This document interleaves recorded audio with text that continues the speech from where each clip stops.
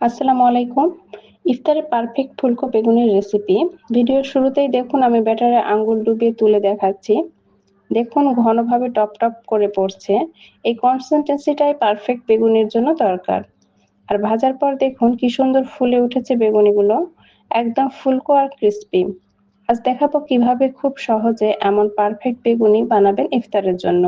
রেসিপিটি ভালো লাগলে অবশ্যই চ্যানেলটি সাবস্ক্রাইব করবেন। প্রথমে একটা পাত্রে নিয়ে নিচ্ছি 2 কাপ বেসন।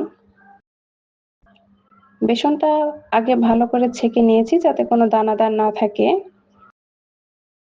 এরপর অ্যাড করে দিচ্ছি 1 টেবিল চামচ চালের গুঁড়া, হাফ চা চামচ বেকিং সোডা, হাফ চা চামচ মরিচ গুঁড়ো, হাফ চা চামচ জিরা গুঁড়ো, 1 চিমটি হলুদ গুঁড়ো আর স্বাদ মতো লবণ। সব শুকনা উপকরণগুলো ভালোভাবে মিশিয়ে নিয়েছি। এরপর অল্প অল্প করে পানি দিয়ে গুলিয়ে নিচ্ছি। 2 কাপ বেসনের জন্য মোটামুটি 1 কাপের মতো পানি লেগেছে। তবে পানি একবারে না দিয়ে ধীরে ধীরে দিয়ে মিশিয়ে নিতে হবে।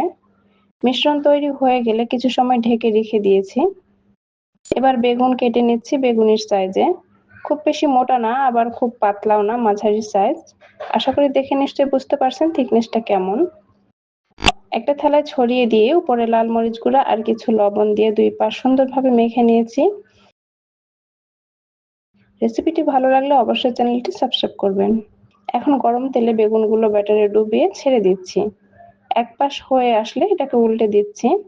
2 পাশ সুন্দর গোল্ডেন কালার করে ভেজে উঠিয়ে নিতে তৈরি করে গরম গরম পরিবেশন করুন। ভালো থাকবেন, সুস্থ থাকবেন। আল্লাহ হাফেজ।